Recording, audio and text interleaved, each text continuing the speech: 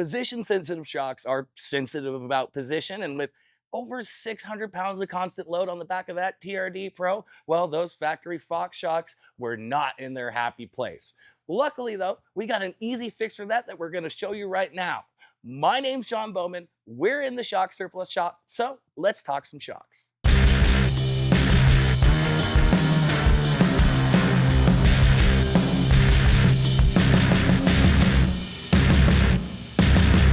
For those of you who are new here to the Shock Surplus party, we like to test every suspension upgrade we carry on our own vehicle so we can provide real-world feedback on if they're going to be right for you.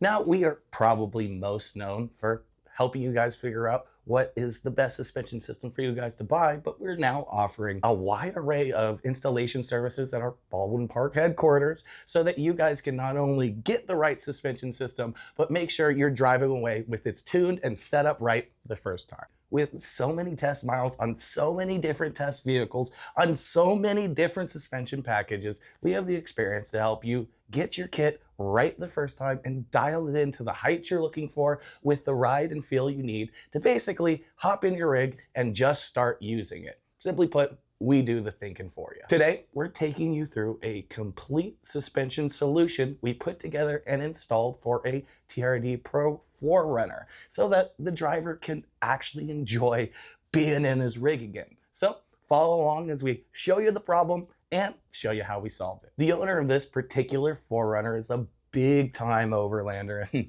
he's got the curb weight to prove it. There's a total of about 600 pounds of constant load on this vehicle all the time between the rooftop tent and awning on the roof rack on top, the fridge, cooler, gear, and everything else he needs to survive weeks out in the bush in the back. Although the stock TRD Pro Fox 2.5 internal bypass shocks are really great for what they are, their travel range and bypass port locations leave little room for activities in terms of ride height change, and all that weight definitely caused a pretty big ride height change. All that said, put the shocks and struts basically in their bottom out zone at the end of their stroke, almost fully compressed. This is the stiffest area of the position sensitive shocks tune, and well, it definitely was riding pretty harsh.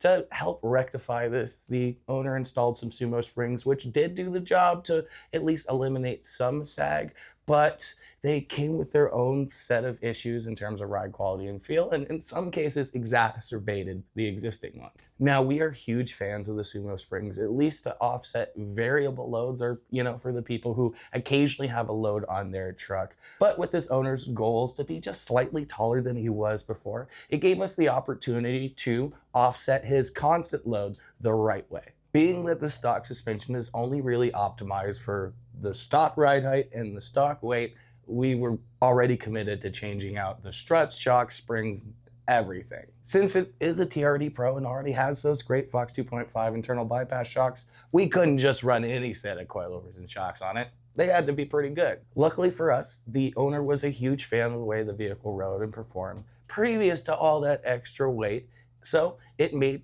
going for the Fox 2.5 internal bypass dual speed compression adjustable coilovers and shocks an easy choice because, well, we're keeping it in the family and we can very easily get them back that feel. They obviously offer the same great position sensitive feel as the stock shocks, but the front comes with a 600-pound spring and a ton of preload adjustment, which is going to help offset the load. They have that little bit more travel in the bypass ports repositioned for a little bit more lift so he can get the taller ride height he's looking for without being out of the ideal ride zones. And they feature remote reservoirs for much better heat dissipation for when he's trekking for long miles. But last but not least, of course, they feature Fox's dual speed compression adjusters, which we think is a key to why this system ended up working so well. With there just being so much weight, we obviously had to increase high-speed compression over what the stock stuff was so it wouldn't blow through its travel so easily. But overall, with that weight and with so much of it being up on the roof, increasing the center of gravity, having that low-speed specific compression adjuster to get things to be a little bit tighter and less sloppy and wobbly made a huge difference. Now, obviously, not everybody is born knowing exactly how to set up shocks and exactly how to tune dual speed compression adjusters. So we obviously took the time to set these up a little bit for the customer so that when he gets the keys, he should be exactly where he wants to be, or at most needs to just click a click or two. Additionally, those coilovers up front use a conversion style billet top hat at the top. So basically there's an eyelet and then it rides into that billet top hat. And they also use spherical bearings at the lower mount, which are going to be much stronger and much smoother operating than what the stock struts get.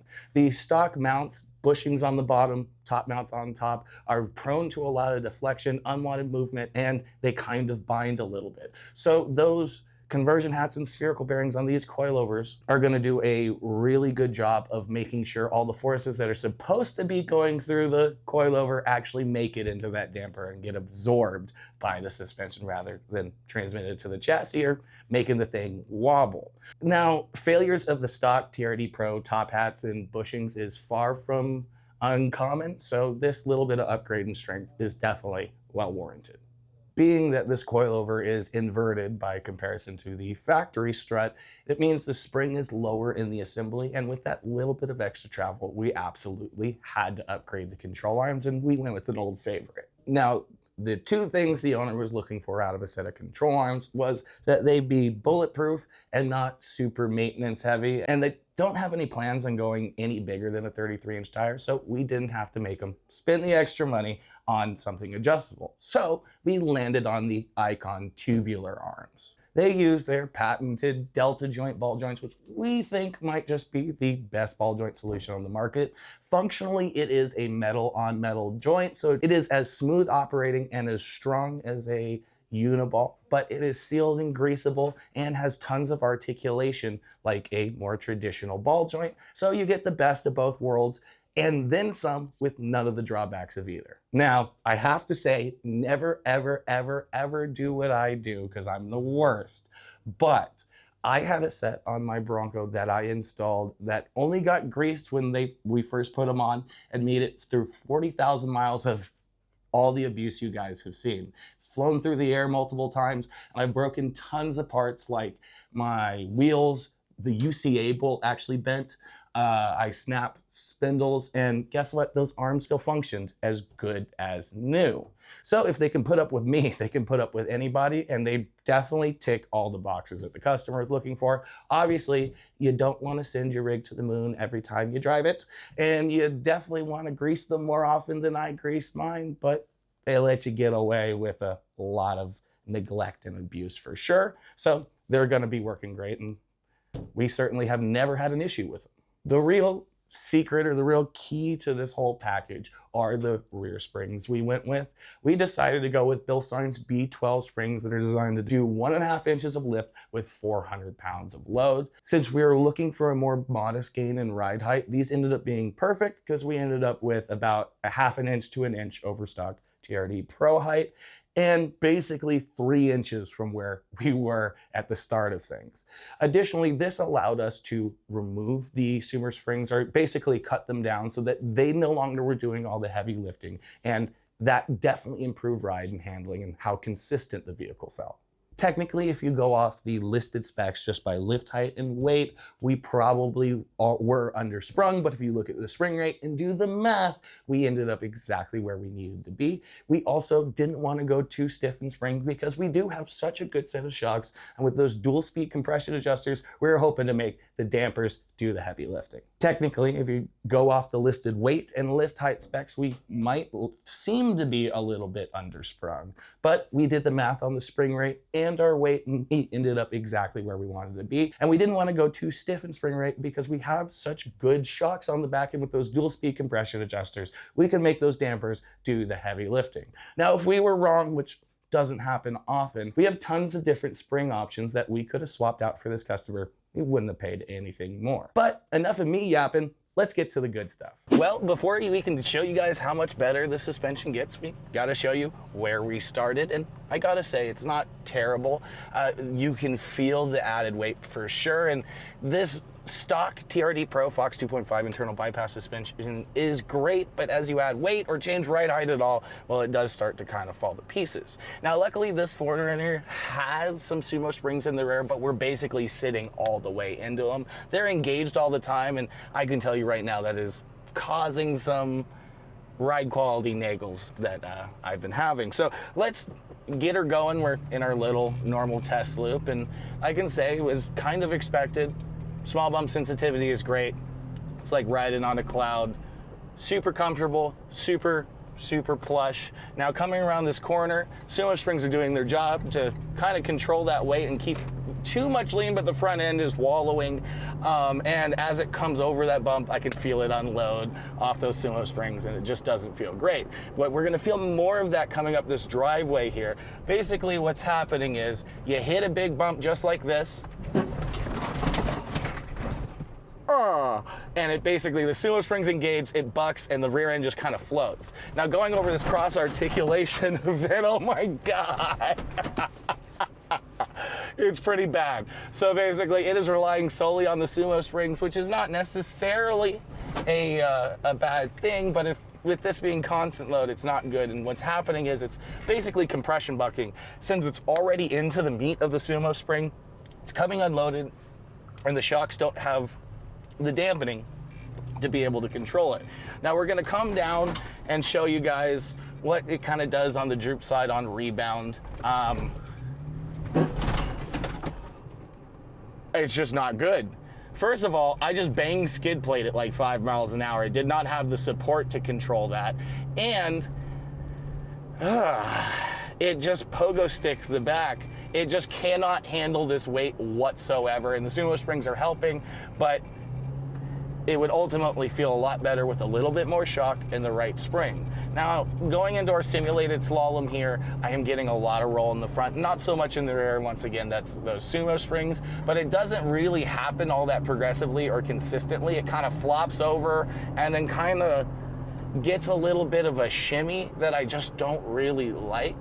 But once again, overall, it's pretty comfortable. It just feels a little sketchy in some cases, largely because it just can't handle this weight. And although the Sumo Springs helped, having the proper spring rate would be a much better option since this load is in there all the time. And then we can adjust feel on the Fox 2.5s that we're upgrading to get it to not feel this jump. That's not good. All right, so let's get this fixed. We're gonna throw those new shocks onto the shop right now, and we're gonna show you how we set them up and how much better it's gonna feel.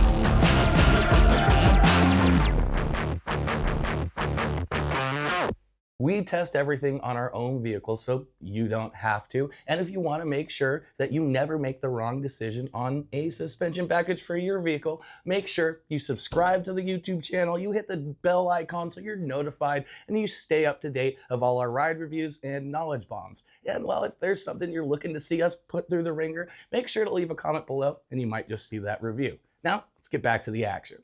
All right, guys, these shocks are on. We got them set up, and what a world of difference. You wouldn't think going from one Fox 2.5 IBP to another would make this much of a difference, but holistically, this is a great upgrade. The adjusters have made a huge difference, and I have this set up with all the low speed, full stiff in the back, because we do have so much weight, about 7 clicks in from full soft in the front, and 5 clicks in from full soft front and rear on high speed compression, and it feels perfect, just the way I want it.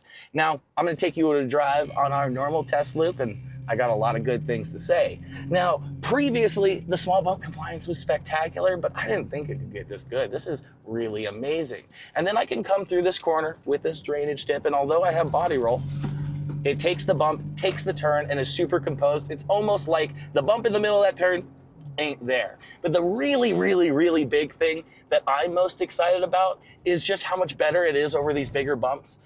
Previously, it would wallow, the tires would leave the ground. I can just smack this driveway, and the tires didn't even lift. And over these cross articulation events, brother, I don't know how much more you could ask for. I took my hands off the wheel. I only have to steer this thing, and Toyotas have so much bump steer, they're usually all over the place. Being able to have a little stiffer spring, bring up the stiffness on high speed and low speed compression accordingly with the road, and those stiffer little springs in front really are making a difference. And since the springs are doing the work and not the Sumo Springs anymore, we're getting great performance. Now coming down this driveway, before I was nerfing the skid plate, and well, we didn't even touch there. Now we're going into our simulated slalom, and yes, there is a lot of roll, but there should be a lot of roll with 200 pounds on the top. The benefit that I am seeing here, particularly on this setup, is that the roll and it getting unsettled happens very predictably and consistently. So you see I'm going into this long sweeping corner. I am getting a good amount of lean, but I am confident in the amount of lean. In fact, I'm accelerating through this corner despite having a whole house on the top of this thing. So I am very stoked on this, and I wasn't expecting this much of an improvement just by going from one Fox 2.5 to another, but definitely, these are really great. Now, it isn't just the shocks doing all this. A big factor of this is these Icon control arms allow us to have the extra travel in the front, and the stiffer rear Bilstein springs allowed us to get rid of those Sumo Springs and handle the weight on its own, which really is the way you should be doing it for constant load. Sumo Springs are great for variable, not for constant. So in this particular case, we've built a package that works really good holistically and is something I would highly recommend to anybody. If you have a TRD Pro or you like the feel of a TRD Pro, but you want that little bit more height, you want that little bit more adjustability, this ticks all of those boxes and more, and fixes all my gripes with the stock TRD stuff, that's for sure. Will only be mediocre if not backed up by the right parts, which is why we recommend upgrading holistically when it comes to suspension with a specific goal in mind.